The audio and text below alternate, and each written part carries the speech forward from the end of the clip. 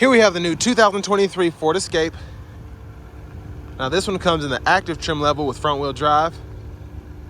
We get agate black metallic paint, and then we have the ebony unique cloth interior. And the powertrain on this Escape consists of the 1.5 liter turbocharged 3-cylinder engine, made it to an 8-speed automatic transmission. But as we come around to the front end here, love that we get LED headlamps along with LED daytime running lights, even on this more basic trim, and a great look there in my opinion. Even though we don't have fog lamps and there's a lot of black plastic in the grille and the front there, still looks good to me. And then coming around the side here, these are gonna be 17-inch aluminum wheels. And I actually like the look of those a lot more than I thought I would as well. But we get passive keyless entry on the front, and then we have power door lock controls here, rear window lock here, power mirror controls are here. We can turn those on and off and adjust with the dial.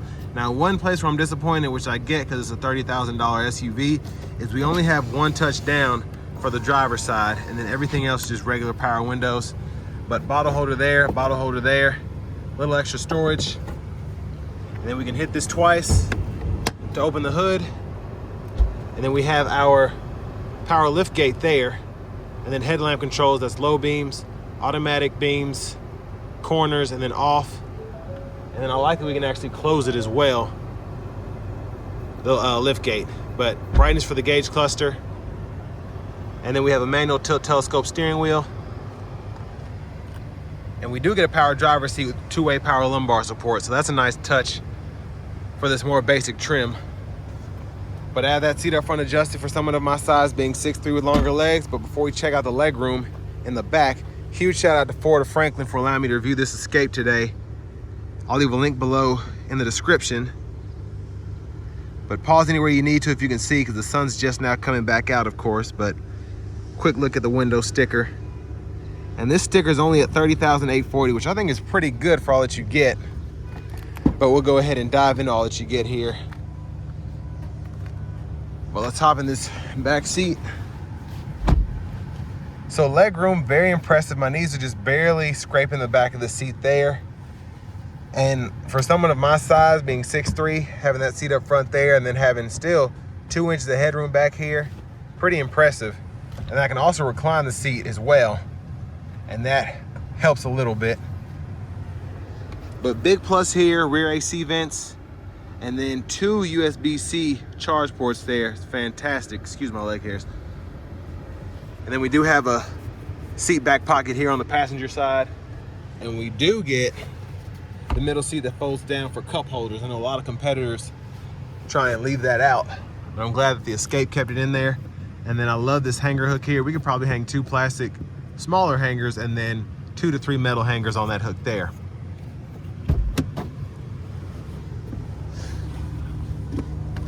And then your child lock is right in there.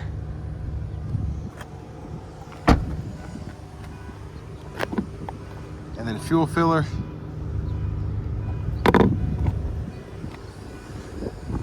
But as we come around to the back end here, love the styling of the rear end as well. And with this 3-cylinder turbo, I like that we still get the dual exhaust too.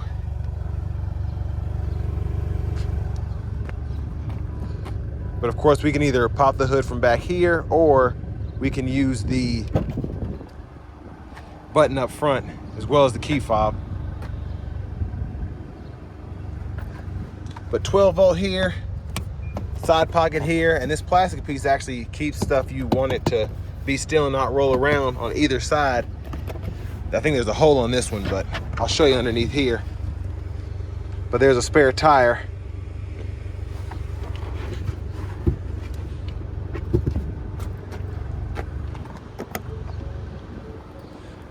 Now, as we come around to the rear passenger side, if you ever want to fold the seat flat, pretty easy to do.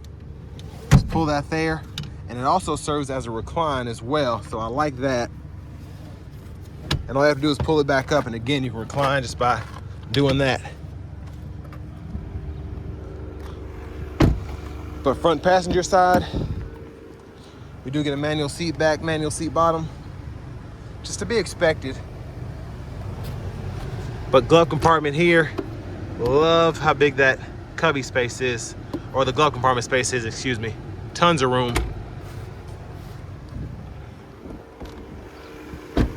But now as we come back around to the front here, we're just gonna pop the hood. I already hit that lever 2 times, so I don't have to have a release or anything. I just pull up. And there's that 1.5 liter turbocharged 3-cylinder, excuse me.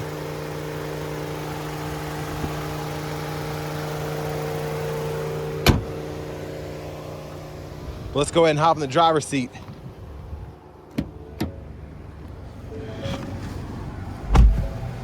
So to the steering wheel, I believe this is ActiveX. It feels like my Mustang Mach-E, but I love these just with the stitching and all. And it just, I feel like it doesn't wear as easily as actual leather would. But over here to the radio, let's go back. This is our home page here. And then we get AM, FM, XM along with Bluetooth audio. And then we also get wireless Apple CarPlay, wireless Android Auto compatibility there.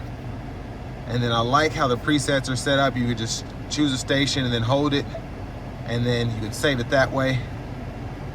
And then for your phone, walks you right through it. And you can do it either from that, or you can do it from the settings, I think. And then you can also do it from the apps portion here to set up the wireless CarPlay or Android Auto. But to the settings here, yeah, there it is. You can add your phone again. And then clock settings there, general settings. You can go in here and change your language. You can go in here and change your temperature units. And then you can also change your measurement units if you want to go from miles to kilometers. And then you can go to your sound settings here, or there's a shortcut button, click that there, and you can pull up your balance and fade, tone settings, all of that there. And then you have a Wi-Fi hotspot, and then your vehicle settings are right in here. So like for your wipers, you can decide whether the rear wiper comes on in reverse, and then rear occupant alert, power lift gate, all of that can be enabled there. And then your feature settings here, you can go through your drive modes. You get normal, eco, sport, slippery, and then you have your driver assistance. So all you can do there is do your lane keeping system, pre-collision alert, a few other small things. But we don't have adaptive cruise on this one, so can't do that there. But your traction control is there as well. But I like that, and I'll show you here in a minute, you can do your drive modes from somewhere else as well. It's like a shortcut down by the shifter. But volume knob, you can just turn up, down, and then you can click that to mute, and then click it again to unmute. Tune knob here, you can hit this button once to get that home screen, hit it a second time to cut the screen off, and hit it a third time to get it back on. Hazards are here. We'll cut the fan speed down a little bit because there are clouds out, but it's like 95 degrees out today. You can adjust your temperature here, and it shows all of that on the screen because there's no digital readout here.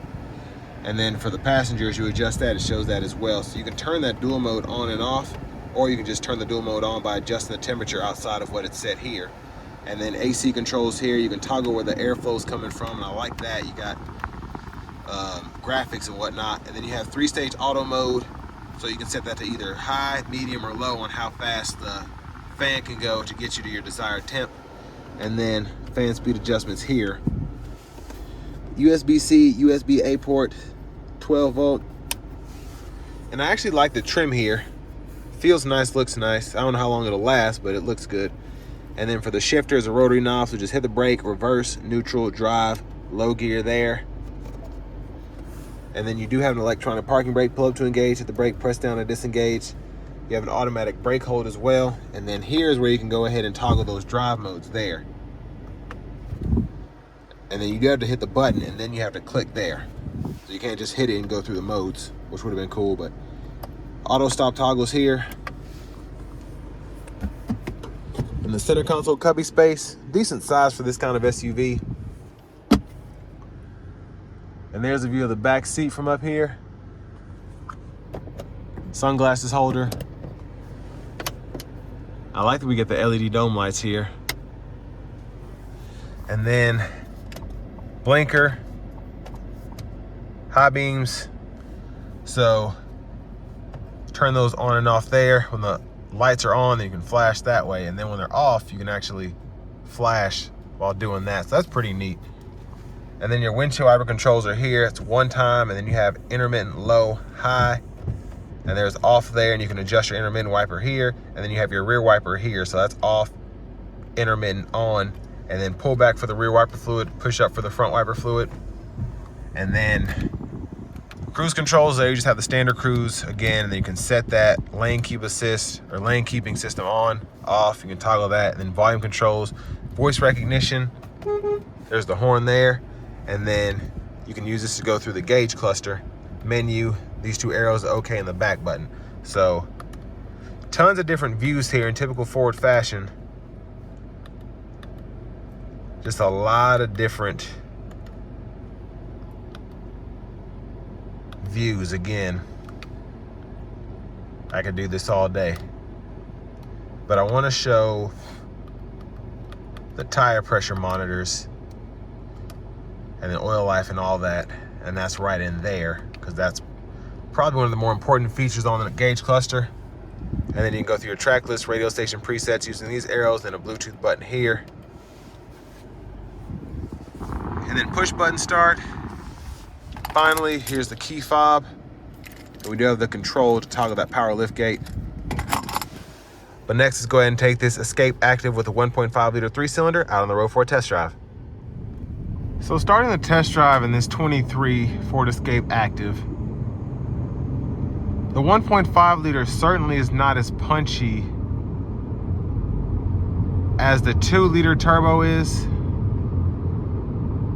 but it's still pretty good in terms of just driving around town and accelerating. It's pretty impressive. I haven't really put my foot into it, but I'm curious to see if this 1.5 turbo is actually better than the Equinox's 1.5 turbo, even though that engine has one additional cylinder. Because the Nissan Rogue has that 1.5 3-cylinder turbo, and that engine is a beast. I don't know how long it'll last, but it's fast. And you do have the help of a CVT with that too, but I like having a traditional 8-speed automatic transmission here. Now, I said this before about the Escapes. I reviewed a hybrid Platinum, I think, or maybe it wasn't a hybrid.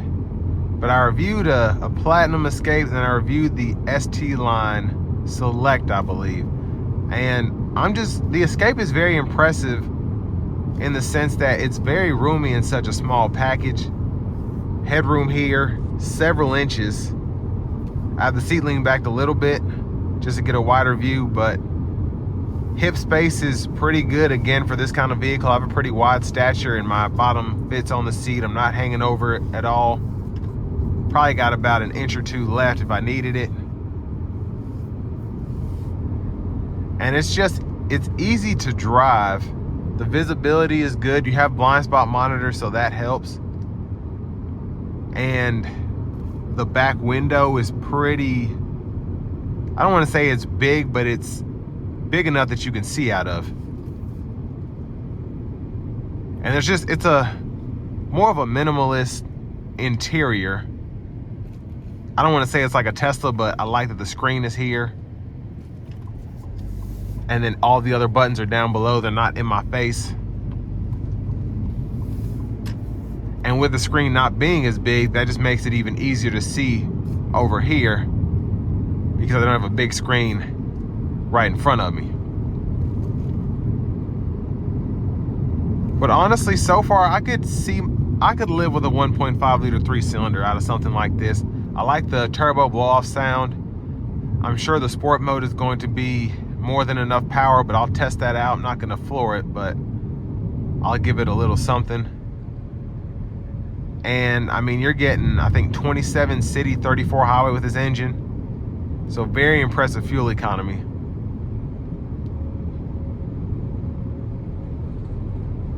And again, it's just an easy vehicle if you do a lot of commuting, but you need space for, let's say, the 2 kids or whatever. You can do that.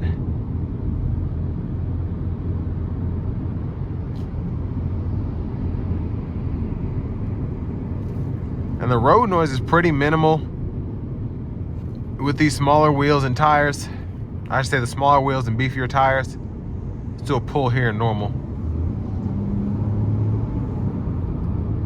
So again, it's not necessarily meant to be fast, but it feels about as quick as the 1.5 in the Equinox.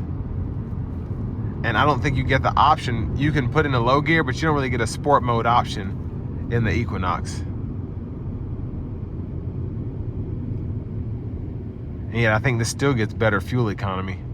So we're gonna get on the interstate here, and we'll give it a little, just a little pull.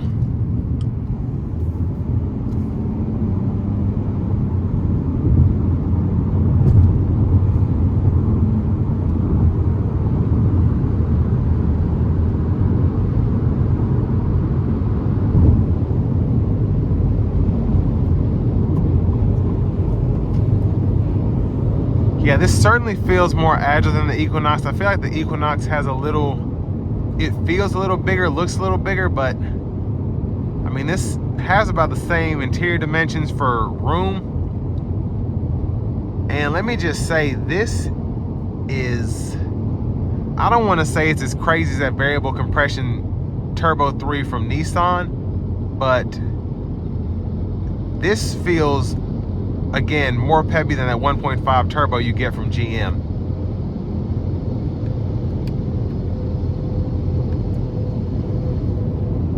And ride quality is pretty spectacular, honestly.